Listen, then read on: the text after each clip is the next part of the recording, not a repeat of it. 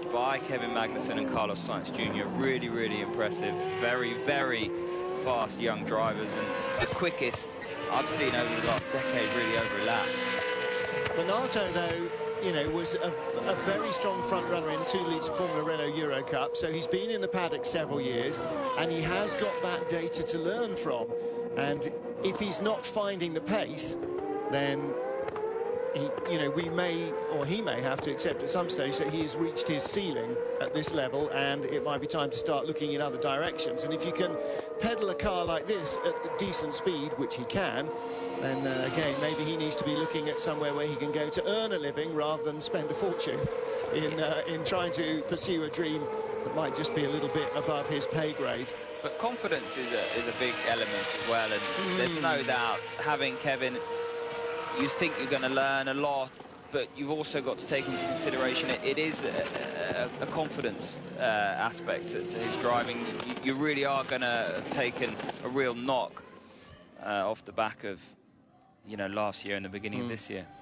Well, only if your teammate sets out to destroy you. If your teammate is just quick and isn't hiding any data from you, then again, you should be able to, you know, with your engineer, you should be able to learn from what Kevin was doing last year and what Carlos is doing this year.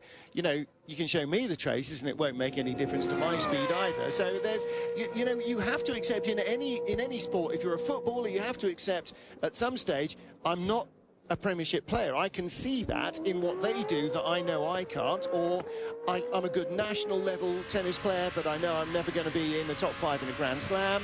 You know, in motor racing, there doesn't seem to be any perception that everybody has different talent level. Everybody who gets in assumes they must be capable of being a Formula 1 world champion, and it's not always the same. Well, Marlon Stockinger in the closing stages, towing right up behind Ollie Rowland. He's got this lap and 2 more. So let's see how that battle for 3rd place develops. Again, of course, when you close under braking, it looks like you're a lot closer than you are now. Under acceleration, Rowland has pulled away again. Well, he's 1700ths closer, Marlon Stockinger, so the gap's come down from nearly 9/10 to just over 7. Interestingly enough, Carlos Sainz Jr. fastest first sector last time around. This time around slightly slower, but that just shows that even with a 10.8 second lead, the Spaniard is still pushing out front.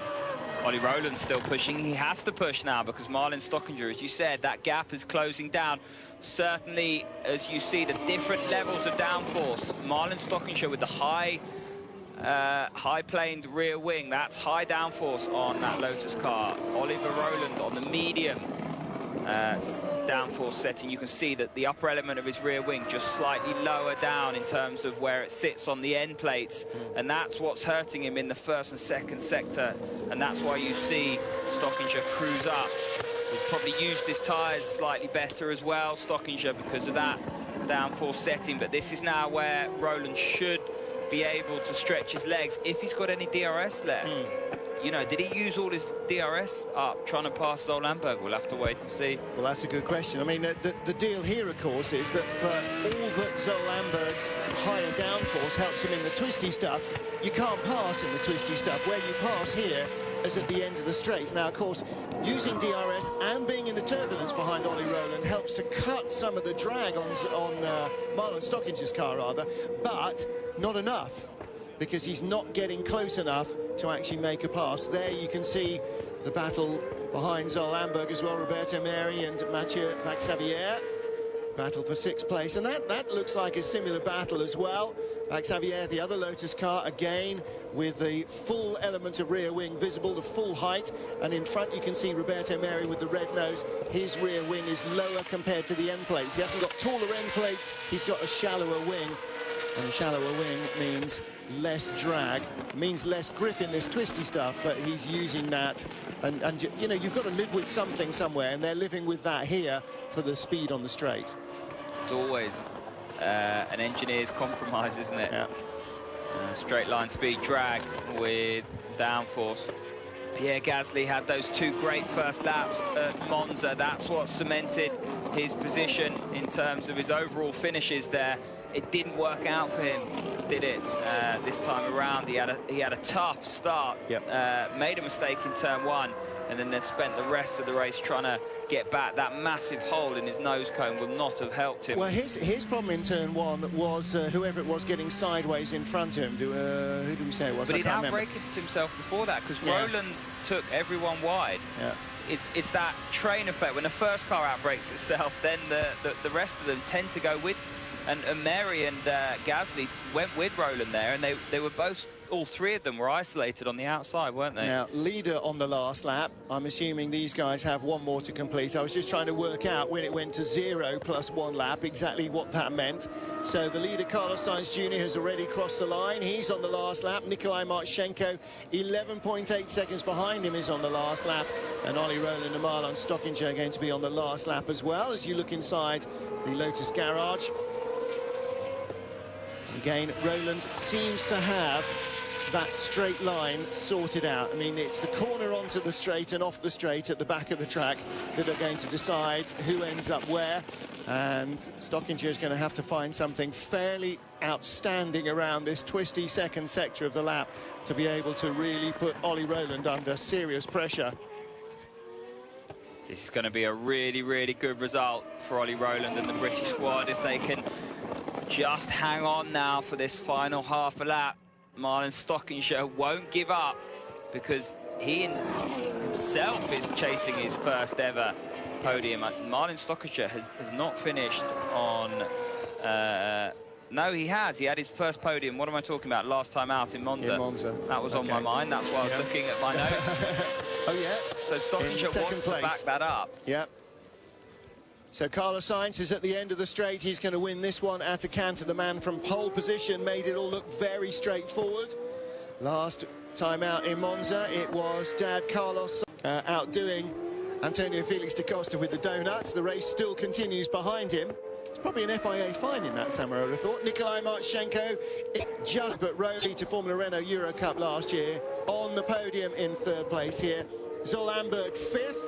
And this is the battle further back. Norman Nato and Pietro Fantin for 10th place. Nice close little battle. Gasly didn't get by Sirotkin, did he? Max Xavier didn't get by Mary either. Few passes from Jasman Jafar, who finishes behind Will Stevens, but in front of Meinert van Buren. Marco Sorensen and the rest of them coming to the line. So your race winner for the second time this season, Carlos Sainz in the Dams car, comfortably in front here in Aragon. Nikolai Marchenko celebrates a very confident second place on the right of your shot as our winner. Carlos Sainz comes in to Parc Fermé here after the first race in MotorLand Aragon. 25 laps, he was 24.2 seconds ahead of the third place man, 14 seconds ahead of the second place man. Tom Gaymore, that's a pretty confident young Spaniard there. Yeah, hugely dominant. Only 3 cars managed to finish within 30 seconds in a 25-lap race. That is what you call absolutely dominant from Carlos Sainz Jr. and his French team, Dams. I mean, you run out of superlatives. He did a great job in the second race in Monza, won it by a country mile. He's won this one by a country mile. And then Marchenko, his best ever finish, 5th. Previous to this, his first ever podium. Well done to the Russian and Comtech. And then Oliver Rowland did a great job getting back past Zollenberg. He looked solid, didn't he? He's a rookie. He didn't make any desperate moves. He waited, he bided his time, and he deserves his first ever podium. Well done, Ollie Rowland. We'll see a lot more of him. Yeah, Racing Steps Foundation supported driver. And as we said earlier on, runner-up in the 2-litre Formula Euro Cup Championship last year. And definitely marking himself out as a potential candidate this year for race wins. So he's tripled his point score in this race from Monza. He didn't have the greatest of times in Monza,